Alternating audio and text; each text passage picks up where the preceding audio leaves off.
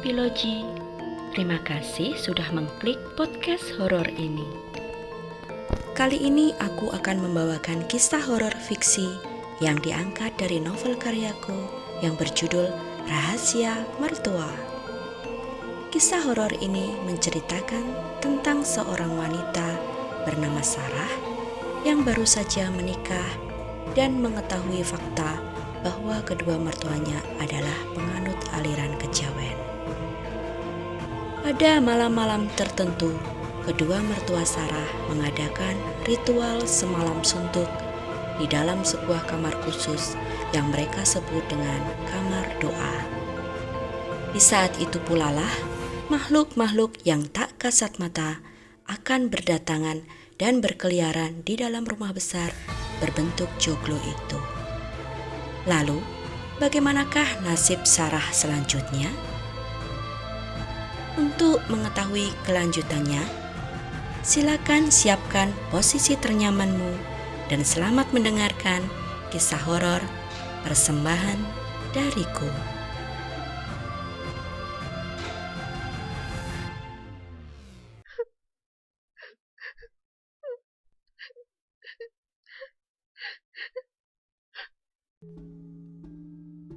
Ayolah kita cari kontrakan, Mas. Aku ndak mau lagi tinggal di rumah ini. Rengekku memelas. Mas Baskoro hanya menunduk sambil meremas-remas jemariku. Sabar ya, Jeng. Aku harus mencari waktu untuk membujuk bapak dan ibu.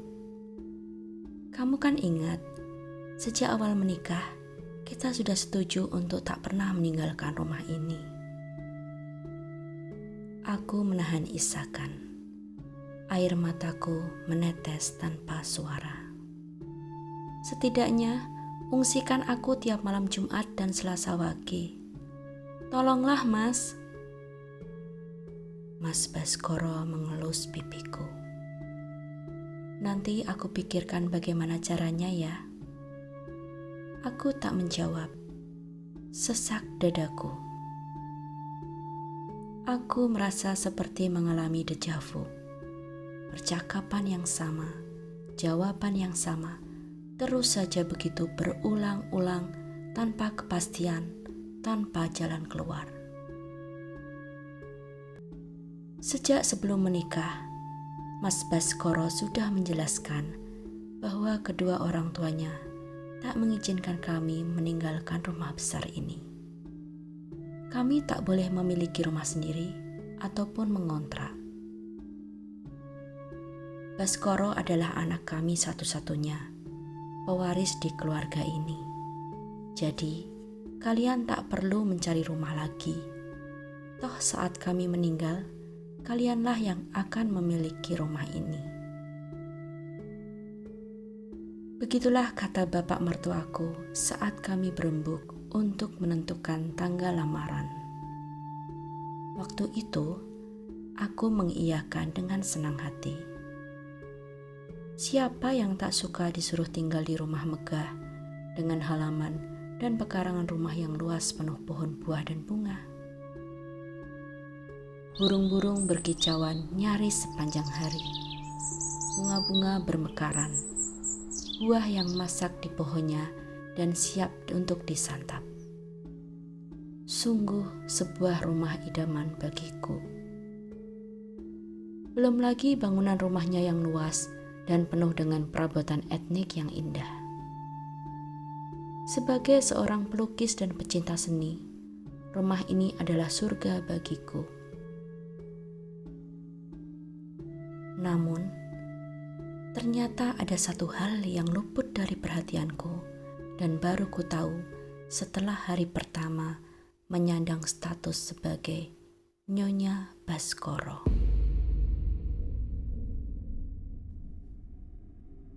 Kedua mertuaku adalah penganut kejawen yang kental. Di keseharian, bapak selalu memakai ikat dan kemeja hitam. Ibu selalu bersanggul jepol dan memakai kebaya di acara apapun itu. Bahkan, meski kami pergi ke mall atau tempat modern lainnya, mereka masih saja memakai busana seperti itu. Aku tak mempermasalahkannya sama sekali. Namun setelah pesta pernikahan usai dan rumah sepi dari para tamu, baru aku merasa sunyi senyap dan janggal tinggal di rumah ini. Perasaanku sungguh tak nyaman. Seolah ada berpasang-pasang mata yang mengawasiku dari balik gebyok kayu jati, lemari bufet kuno, meja rias berukir, dan kaca-kaca cermin yang buram. Aku mengenyahkan perasaan takut dan bulu kuduk yang meremang setiap kali aku berada sendirian di dalam sebuah ruangan. Rumah yang besar ini membuatku sulit mencari di mana bapak dan ibu berada. Sehingga aku selalu saja merasa sendirian saat Mas Baskoro pergi bekerja. Satu hal lagi, saat Kamis sore, kedua mertuaku tampak sibuk sekali. Mereka berbelanja berdua ke pasar tradisional saat siang hari.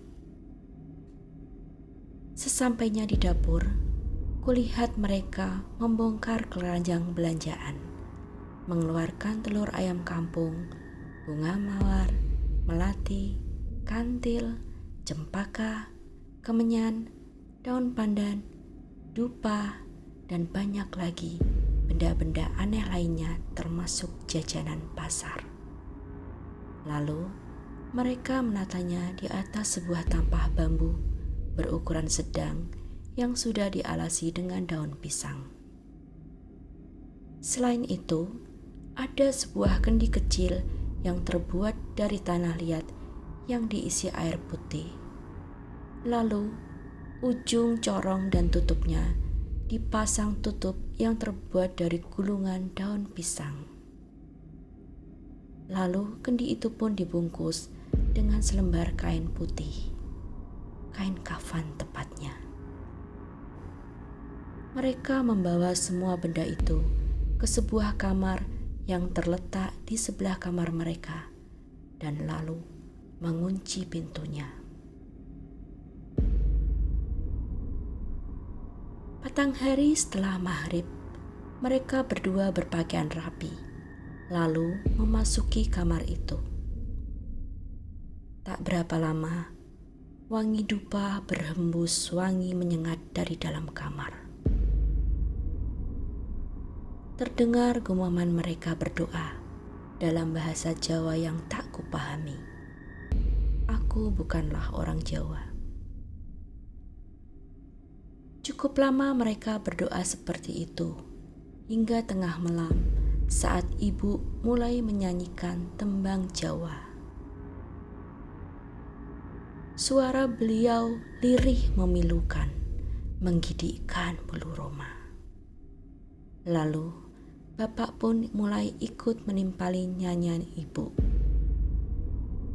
Terkadang mereka seperti berbicara dengan nada membujuk. Kadang terdengar isakan tangis. Madya ratri, kentarnya mangikis, sira sanglir sinom, saking taman miyos butulane, datan wonten centine udani, lampah lestari, wus ngambah marga gung. Mereka akan berada di sana hingga azan subuh berkumandang.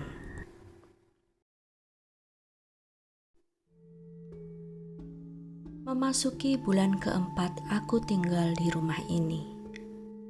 Meski rasanya sudah tak kerasan lagi, namun aku tak mempunyai alasan yang tepat untuk keluar dari rumah ini. Kedua mertuaku sangat baik padaku, teramat baik malah. Kadang mereka cenderung seperti memanjakanku.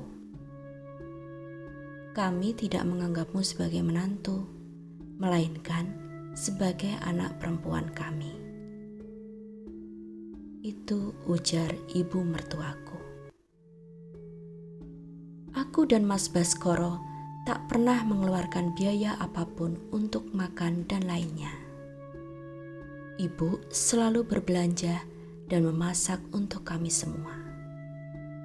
Bapak menolak pemberian sebagian uang gaji Mas Baskoro. Sementara aku terlalu malu untuk menyodorkan penghasilanku yang tak seberapa. Toh mereka juga akan menolaknya. Aku sudah pernah beberapa kali mencoba. Demikian pula untuk membayar tagihan air atau listrik. Semua Bapak yang membayarnya. Praktis uang gaji Mas Baskoro sebagai seorang customer service di sebuah bank swasta serta penghasilanku dari hasil penjualan lukisanku pun utuh. Hanya untuk membeli bensin dan jalan-jalan saja. Bahkan terkadang ibu memaksa memberiku uang di dalam amplop. Belikan pakaian, perhiasan, atau apapun yang kamu suka. Begitu kata beliau.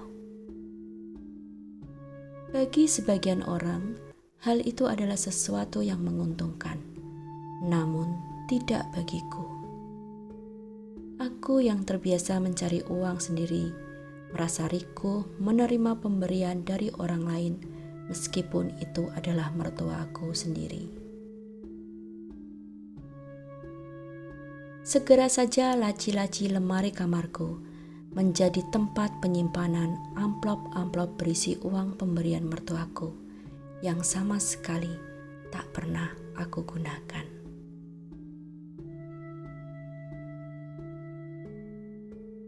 Besok aku akan menginap di rumah Mama, Mas. Bisikku saat Mas Baskoro memelukku dari belakang. Kami sedang bersiap untuk tidur. Aku merasakan tubuhnya menegang dan napasnya terhenti setelah mendengarkan ucapanku. "Kenapa?" tanyanya heran. Aku menengkus kesal. Apakah suatu hal yang aneh bila sesekali aku menginap di rumah ibuku sendiri? Namun, alih-alih menjawabnya seperti itu, suaraku malah seperti ratapan yang memelas. "Besok kan hari Kamis, Mas. Malam Jumat, aku takut." Suaraku tercekat di ujung kalimat. Mas Baskoro mencium rambutku. Aku menunggunya membantah atau mengiyakan. Namun, ia hanya diam. "Jenengan bisa nganter ndak, Mas?" tanyaku lagi. Dia menghela napas. Aku memutar bola mata di dalam kegelapan. "Jam berapa?" Pertanyaannya nyaris membuatku bersorak dan meloncat-loncat kegirangan di atas tempat tidur. "Terserah saja, asal sebelum maghrib." "Baiklah, besok aku akan meminta izin pulang lebih awal," jawabnya. Aku membalikkan tubuhku dan memegangi kedua sisi wajahnya, memandangnya dalam keremangan cahaya lampu dari selasar samping rumah. Ia balik memandangiku. Aku menciuminya bertubi-tubi. Sudah, ayo tidur, Jeng. Aku capek sekali. Jangan membangunkan ular yang sudah mengantuk." Tangannya mempererat pelukan pada pinggangku. Aku pun tertawa lirih. "Selamat tidur, Jeng." Aku menjawabnya dengan mesra. Bahagia sekali mendengarnya memanggilku dengan sebutan dia Jeng. Rasanya mesra sekali. Lalu, mataku pun mulai terpejam dengan senyuman lebar menghias wajahku.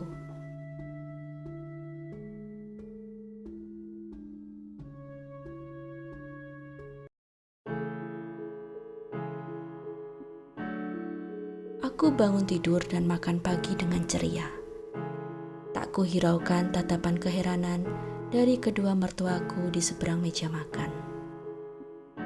Tak lama, Mas Baskoro pun berangkat bekerja, sekalian mengantar bapak mengunjungi salah seorang temannya yang kebetulan satu arah dengan kantor Mas Baskoro. Aku membantu ibu membersihkan meja makan sambil menunggu Budarti datang. Beliau adalah wanita parubaya yang datang setiap 2 hari sekali untuk mencuci setrika dan membersihkan rumah ini. Sedangkan untuk memasak selalu dilakukan oleh ibu. Cinta itu datang dari perut, Wo. Layani suamimu dan keluargamu dengan makanan hasil olahan tanganmu sendiri. Selalu itu yang ibu katakan padaku saat aku membantu beliau memasak. Aku setuju dengan pendapat beliau. Bu, nanti sore nunggu Mas Bas pulang, aku akan pergi ke rumah Mama. Tangan ibu yang sedang memotong-motong wortel mendadak terhenti. Beliau tampak tercengang. Aku mendadak tegang dan menahan napas. Namun, sedetik kemudian ekspresi ibu pun berubah. Seulas senyuman tipis muncul di wajah beliau. Kenapa tidak besok sore saja pas akhir pekan? Kan besok pagi suamimu masih bekerja.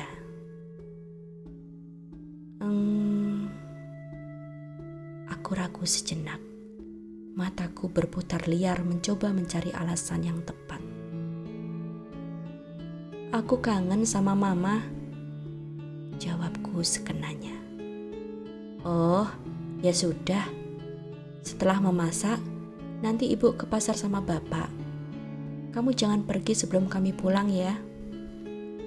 Nggih, Bu, jawabku patuh.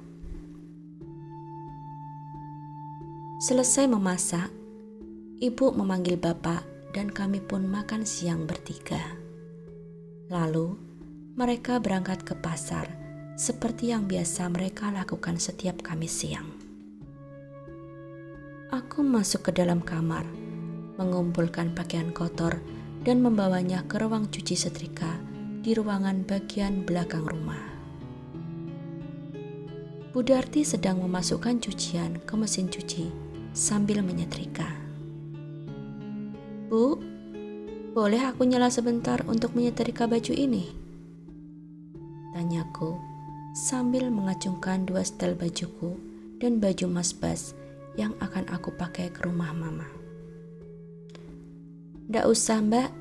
Sini biar aku saja yang menyetrika, jawab Budarti ramah. Tapi Bu, sudah, nggak apa-apa. Toh setrikaan hari ini cuma sedikit, jawab Budarti dengan logat Solo yang kental. Aku pun menyerahkan baju-baju itu dan duduk di kursi rotan di pojok ruang setrika sambil membaca pesan dari Mas Bas ke aplikasi WhatsAppku. Sejak kapan Budarti bekerja di rumah ini? Mumpung kami berdua, aku pun mencoba mengobrol dengan wanita ramah ini. Oh, sudah lama sekali, Mbak. Sejak Mas Bas masih balita. Lalu mengapa ibu tidak tinggal di rumah ini? Kan banyak kamar yang kosong. Ada 4 mungkin. Budarti tampak menimbang sejenak sebelum menjawab. Enggak, Mbak. Lebih enak tidur di rumah sendiri. Ibu takut ya tinggal di sini saat malam? Pertanyaanku membuat ekspresi Budarti berubah dalam sekejap.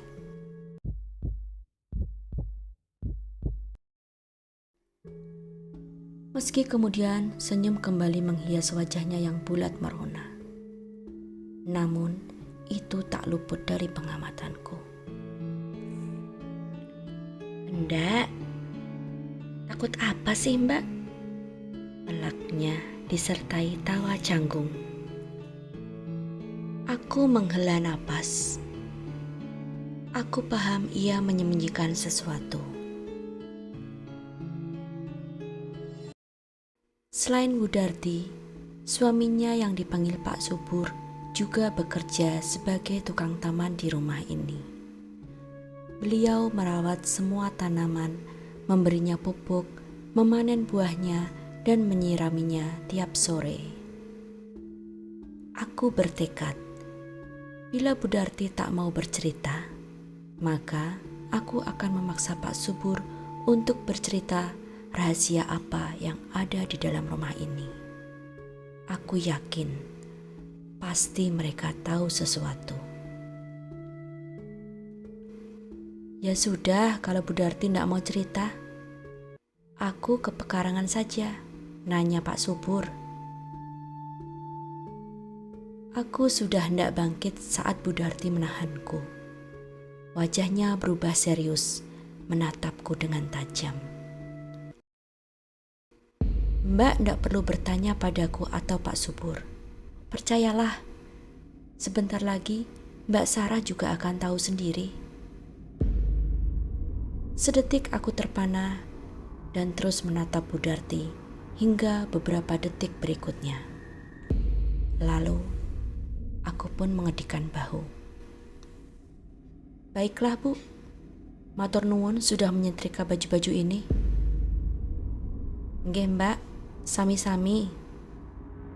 Wajahnya berubah ramah kembali. Aku bergegas mengangkat tumpukan baju itu dan keluar dari ruang cuci setrika. Sepanjang selasar dari ruang cuci menuju kamarku, aku terus melamun dan berpikir. Di taman, kulihat Pak Subur sedang memangkasi dahan pohon mangga. Aku tertarik untuk membelok ke sana dan menanyai lelaki paruh baya itu. Namun, setelah memutuskan waktu yang tersisa, aku memutuskan untuk langsung mandi dan bersiap saja. Aku tak ingin Mas Bas menungguku terlalu lama, dan tentu saja karena aku sudah tak sabar ingin segera keluar dari rumah ini. Aku menaruh tumpukan pakaian yang kubawa ke atas tempat tidurku. Lalu kukunci kamar dan kucopoti pakaianku. Masih sekitar 2 jam lagi Mas Bas akan sampai di rumah. Jadi, aku pun memutuskan untuk memakai masker wajah dan luluran dulu. Aku menyalakan keran dan mengisi bak mandi dengan air hangat. Sambil menunggu, aku pun mengoleskan masker madu asli ke wajahku. Lalu, mulai melulur lenganku dengan lulur hasil racikan ibu. Suasana begitu sunyi, hanya gemericik air kran yang terdengar. Rumah yang besar, pekarangan yang luas, dan letaknya yang jauh dari tetangga dan jalan raya membuatku tak mendengar suara bising apapun. Aku memejamkan mata, menikmati sedapnya aroma lulur dan lilin aromaterapi yang berwangikan melati. Lalu aku pun menceburkan diri pada bathtub dan berendam. Setelah merasa puas, ku kosongkan bathtub dan mulai menyalakan keran atas untuk membilas tubuhku. Entah mengapa, meskipun mataku terpejam, aku bisa merasakan kehadiran seseorang di dekatku.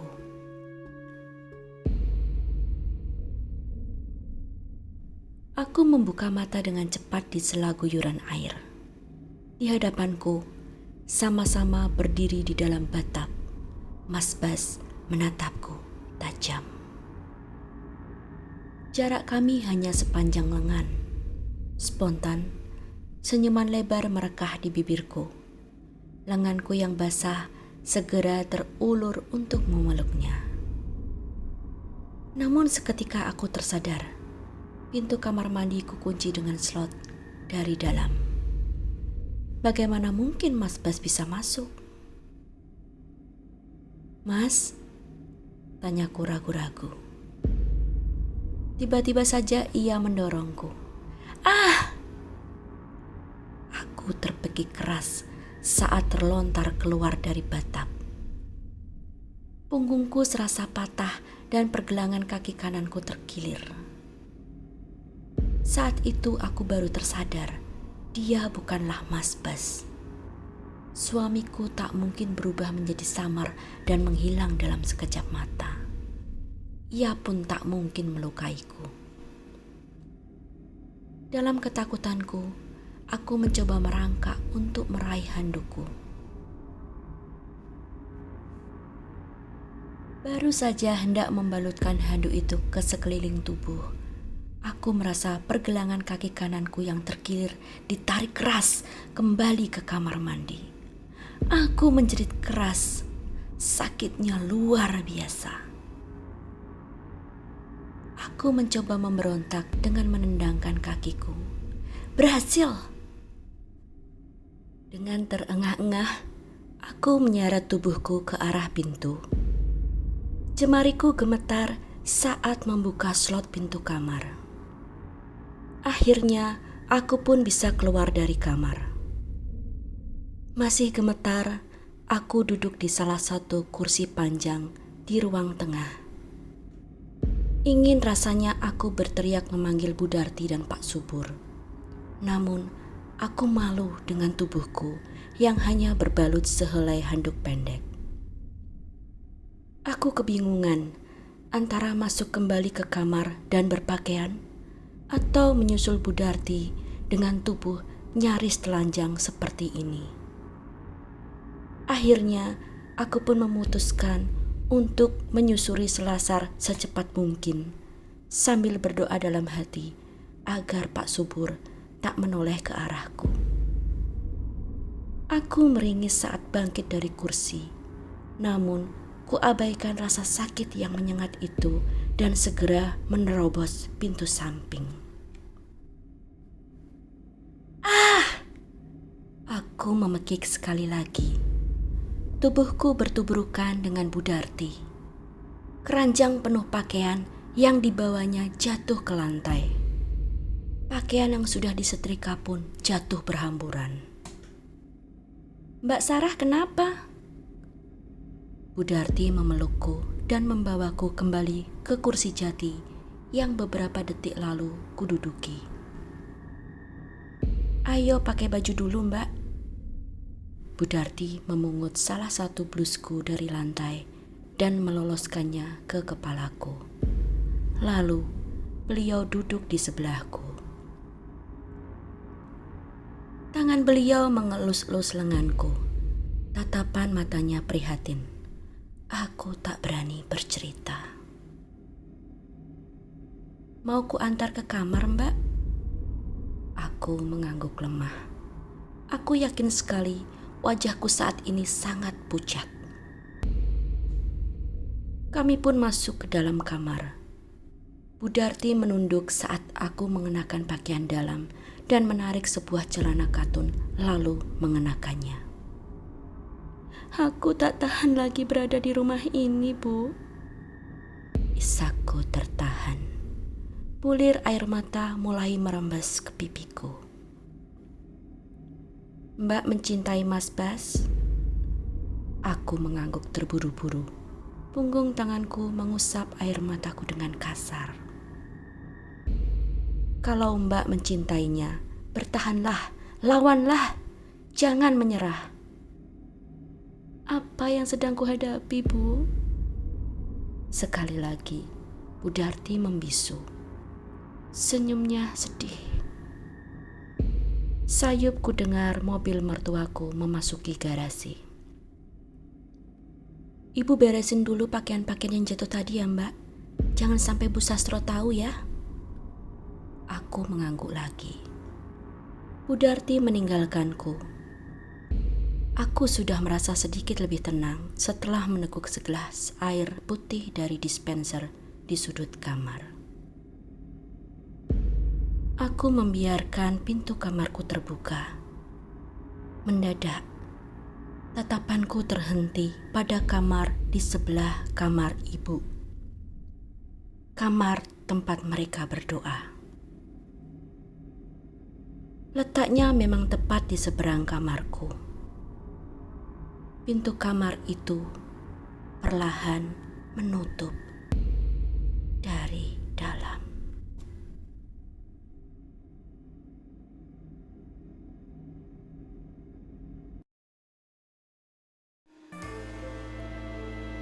Demikianlah part pertama dari cerita yang berjudul Rahasia Mertua. Apakah kalian suka ceritanya? Silakan tinggalkan komentar, like, share, dan subscribe channel ini agar kalian bisa mendapatkan notifikasi setiap aku mengupload part berikutnya. Terima kasih.